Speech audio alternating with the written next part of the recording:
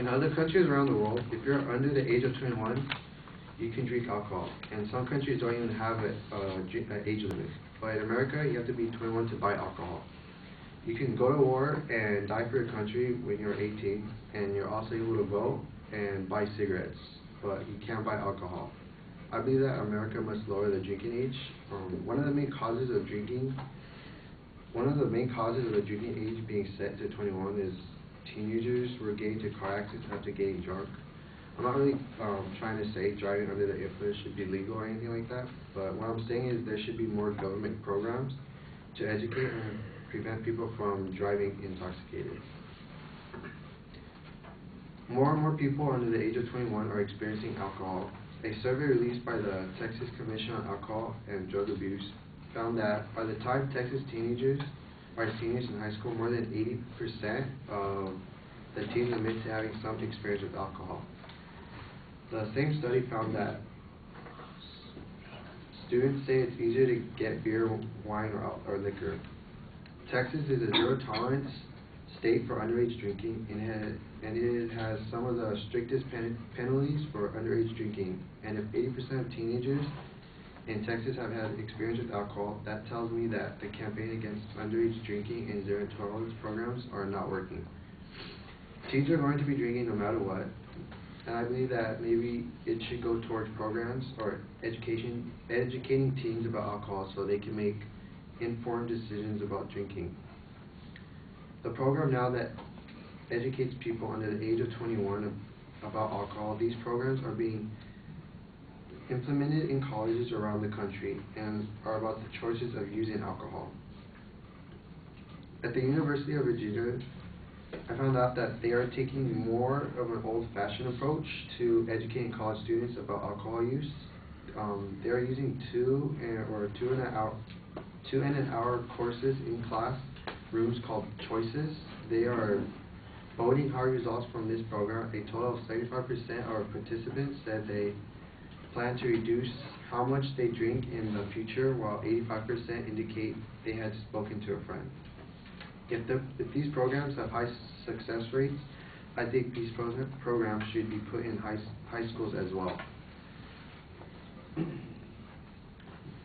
During these times, people weren't aware of the risk of drunk driving could have on their lives, but with the interest groups that have been informed the public about drunk driving, people nowadays are more aware of the risks you take when you are drinking and driving. The amount of alcohol-related fatalities have decreased over the years due to the amount of awareness in drunk driving and more education on the effects of alcohol. From 1977 to 2000, the numbers of alcohol involved in traffic fatalities between 16 and 24-year-olds have decreased by almost half.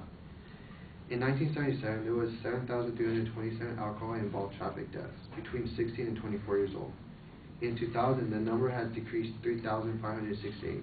The numbers of alcohol-related traffic deaths has also decreased for people under the legal drinking age as well. In 1977, between 16 and 24 years old, there were 3,912 alcohol-involved traffic deaths, and in 2000, that number has decreased to 1,654. Nowadays, people are more aware of the effects of drinking and driving can have on themselves and other people. We should continue on educating the public under the drinking age about the effects of alcohol. Now that more people are aware of the effects of alcohol, I believe we should lower the drinking age to 18 because at that age you are considered an adult. With teens being more educated in high school and college, I think they will not make the mistake of drinking drunk now that they are more aware of the consequence. Thank you.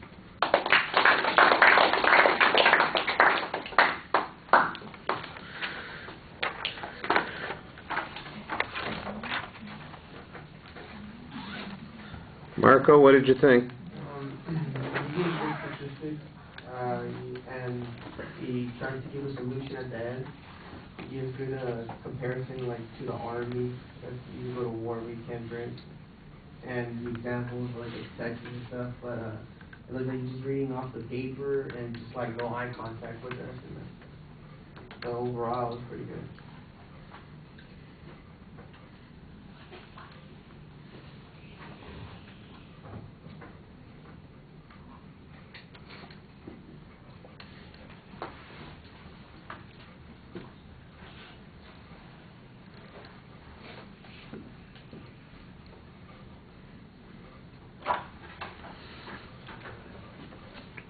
All right.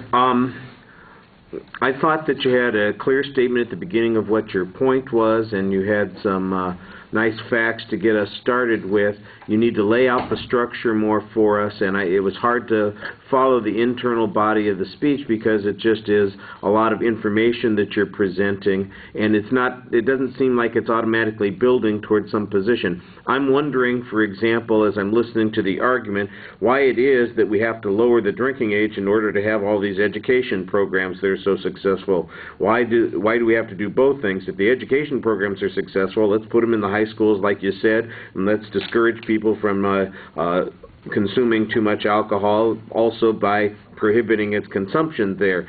Your argument seems to be that because it's not it hasn't eliminated any contact with alcohol, that the law hasn't worked. And that seems to me to be a broad generalization, especially when that 80% figure that you have simply says they've had some contact or some involvement with alcohol. I don't know that that means that they, had a sip of beer at a party, or they got plastered and fell down, or they've been driving while buzzed, or that they drink on a regular basis, 4 times a week, twice a month, or anything like that. So I think that statistic is a little bit vague, and the inference that you're making from it is that therefore the law doesn't discourage anybody from using it. The question is, how much difference would the education program make? Could it compensate for the change in the policy that you're talking about? The idea that there's something unfair about the law is mentioned, and it's brought up, and I think that there's a legitimate value argument to be made there. It needs to be developed more, but once you've mentioned the comparison to other things that people have a right to do, that's the last we hear of it, and you just go on to the impact of drunk driving on this.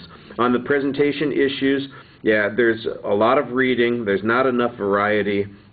Your eye contact is really low at this point. Come on, this is the end of the term. You know who we are. You can talk to us. You just need to be more familiar with the material, because otherwise it's not any progress. You could have stood up and read in front of the class 16 weeks ago. At this point, you should be confident enough that you can tell people what you think.